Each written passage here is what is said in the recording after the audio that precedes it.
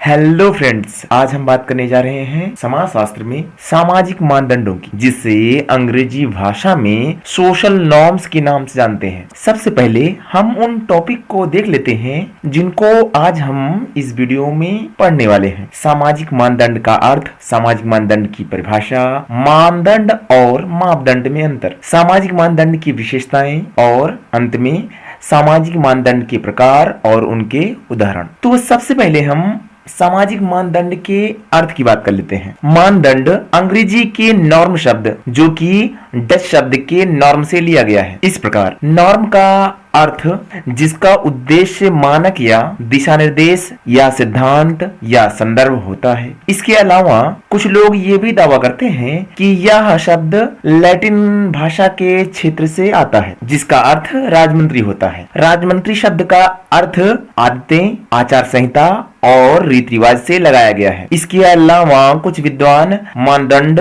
को एक अंग्रेजी शब्द मानते हैं जो कि ग्रीक के क्रेशन से लिया गया है, जहां क्राइट्स का अर्थ न्याय करना और क्रेनिन का अर्थ निर्णय लेने से लिया गया है। इस प्रकार मानदंड का अर्थ एक कारक या आधार है या किसी निर्णय पर पहुंचने के लिए तुलना या कारण है। कुछ विद्वान मानदंड के अर्थ को आदर्श नियमों से भी लगाते हैं। बात अगर सामाजिक मानदंड की परिभाषा की करें तो बीर स्ट्रीट के अनुसार एक मानदंड संक्षेप में प्रक्रिया का मानकीय प्रतिरूप है, अपने समाज के लिए स्वीकार करने योग्य कुछ करने का तरीका है। इस प्रकार बीर स्ट्रीट ने मानदंड को प्रक्रिया के स्तर का एक पैटर्न बतलाया और इसके साथ यह भी बताया कि यह मानदंड किसी समाज के लिए स्वीकार करने योग्य कुछ करने का एक तरीका भी होता है। अक्सर हम मानदंड और मापदंड दोनों को एक जैसा समझ लेते हैं, लेकिन यह मानदंड और मापदंड दोनों में अंतर पाया जाता है। मानदंड जो कि स्वयं के लिए स्वयं के द्वारा तय किए गए नियम होते हैं, जबकि मापदंड स्वयं के लिए बाहरी दुनिया ने पहले से ही तय किए हुए होते हैं। मानदंडों की विशेषताओं की बात करें तो मानदंड या नियम जो कि लोगों के जीवन में प्रत्येक विशेषताओं को देखकर लागू होते हैं। ऐसे सामाजिक मानदंड जो समाज में ही मौजूद रहते हैं वे कानूनी मानदंडों को छोड़कर लिखे गए नहीं होते। मानदंडों की प्रकृति बाध्यकारी होती है, अर्थात इसका पालन करना अनिवार्य होता है।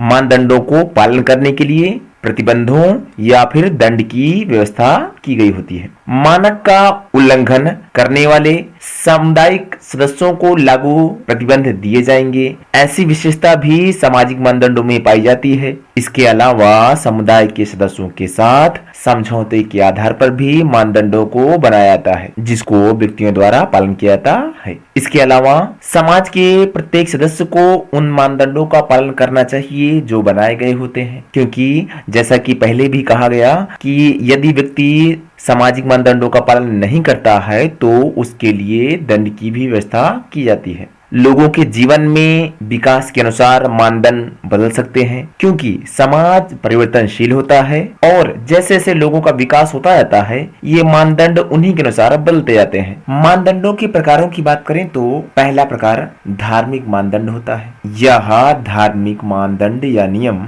जो कि धर्म पर आधारित होता है। ऐसे मानदंडों की प्रकृति पूर्ण रूप से होती है। यह मानदंड उन लोगों के दायित्व या जिम्मेदारियों की मांग को करता है जो इसे मानते हैं या फिर इनमें विश्वास रखते हैं। धार्मिक मानदंडों के उदाहरण के रूप में जैसे ऐसे मानदंडों को मानने वाला कोई भी व्यक्ति चोरी नहीं करता है। इसमें कोई भी प्रकार का व्यभिचार संभव नहीं है। व्यभिचार अर्थात अश्लील आचरण, अपने जीवन साथी को धोखा देना, अनुचित यौन संबंध इत्यादि आते हैं। ऐसे मानदंडों को मानने वाले लोग कोई भी किसी प्रकार की हत्या नहीं करते। इन मानदंडों में यह भी बताया जाता है कि मतलबी मत बनो और अपनों से रूठना सीखें। इसके अलावा शास्त्रों में लिखे निर्देशों को भी पूरा करने की बात इन नियमों में की गई है। न्यास के अनुसार पूजन करें। न्यास के अंतर्गत ऐसे अधिनियम या नियम आते हैं जो कि निजी, धार्मिक या सार्वजनिक या फिर धर्मार्थ प्रयोग के लिए किए गए होते हैं। इनमें धन संपत्ति के प्रबंधन के लिए एक न्यास या ट्रस्ट बनाए जाने की व्यवस्था होती है और न्यासियों से यह अपेक्षा की जाती है कि वे न्यास या ट्रस्ट को सुरक्षित रूप से चलाएं और यह न्यास प्रत्येक व्यक्ति जो मानव या कॉर्पोरेट या कंपनी या राज्य जैसी संपत्ति रखने में सक्षम है उसे निजी ट्रस्ट का लाभार्थी बनाया जा सकता है। ट्रस्ट बनाने वाले व्यक्ति की इच्छा और जरूरतों से लाभार्थी बाध्य नहीं है। दूसरा मानदंड, निर्णय के नियम। व्यक्तियों में शालीनता या दयालुता एक आदर्श माना जाता है जो कि मानवीय विवेक पर आधारित होता है। व्यक्तियों के व्यवहार में किसी की ईमानदारी और दयालुता के कारण शालीनता का भी एक मानदंड होता है जिसे हम निर्णय लेने के नियम के अंतर्गत रखते हैं। ऐसे मानदंड के उदाहरण भी पाए जाते हैं जिनमें दूसरों के साथ ईमानदार रहें। ऐसे मानदंड या नियम भी बनाए जाते हैं। हमेशा दूसरों के साथ भला करें। इन नियमों में अन्य लोगों की संपत्ति का चोरी करना मना होता है। इसके अलावा सभी के प्रति निष्पक्ष और समझदार बने रहें। मानदंडों का तीसरा प्रकार शालीनता मानदंड है जिसे सौजन्य मानदंड भी कहा जाता है। ये वह मानदंड होते हैं जो इस आधार पर बनाए जाते हैं कि एक व्यक्ति को कैसा व्यवहार करना चाहिए कि दूसरे व्यक्ति भी किए गए व्यवहार को स्वीकार कर सकें और उस व्यक्ति को अपने व्यवहार के कारण असहज या आहत महसूस न करना पड़े जैसा कि व्यवहार उसने दूसरे व्यक्ति के साथ किया हुआ है। शालीनता या नम्रता के मानदंडों के कुछ उदाहरण भी हैं जैसे कि बड़े लोगों जैसे हमारे माता पिता, हमारे गुरु का सम्मान करना, अच्छे बोलने वाले और अशिष्ट शब्द का इस्तेमाल नहीं करना चाहिए तथा अपने से छोटे लोगों, अपने से कम उम्र के साथ और जिनकी आर्थिक परिस्थितियां भी ठीक नहीं हैं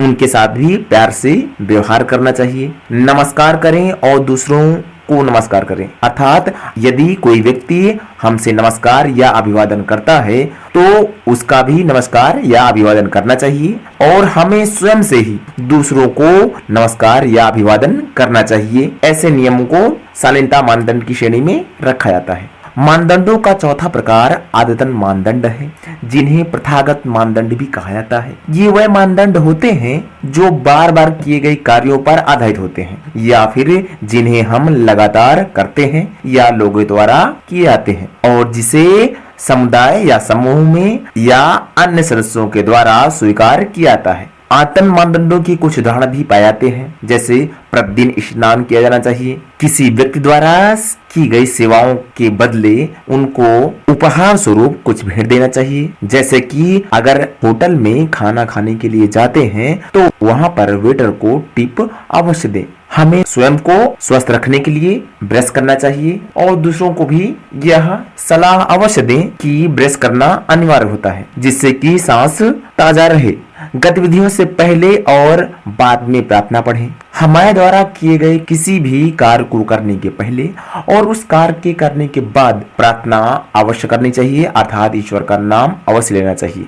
दोस्तों और माता पिता की स्मृति चिन्ह या उपहार खरीदें। हमें ये आदत भी स्वीकार करनी होती है कि अपने मित्रों को या माता पिता को याददाश्त या स्मृति के रूप में उन्हें कोई चिन्ह या फिर उपहार अवश्य खरीद कर देना चाहिए। पांचवा, कानूनी मानदंड। कानूनी मानदंड ऐसे मानदंड होते हैं जो कि लिखित रूप से पाए जाते हैं तथा किसी देश में लागू नियमों पर आधारित होते हैं। ऐसे मानदंड की प्रकृति स्पष्ट होती है और उल्लंघन करने वाले व्यक्तियों को स्पष्ट रूप से प्रतिबंध या फिर दंड के भागीदार होते हैं या उनको दंड दिया जाता है। ऐसे मानदंडों के उदाहरण के रूप में प्रत्येक समुदाय को करों या टैक्स का भुगतान करना आवश्यक है। हत्या जैसे कोई अपराध नहीं करना चाहिए, कोई चोरी और भ्रष्टाचार नहीं करना चाहिए और यदि हम वाहन चला रहे हैं तो हमें और वाहन चलाने वाले किसी भी ड्राइवर को भी सभी मौजूदा ट्रैफिक संकेत या नियमों का पालन करना चाहिए जिससे कि किसी भी प्रकार की कोई भी दुर्घटना न हो। ऐसे मानदंड कानूनी मानदंड की श्रेणी में आते हैं।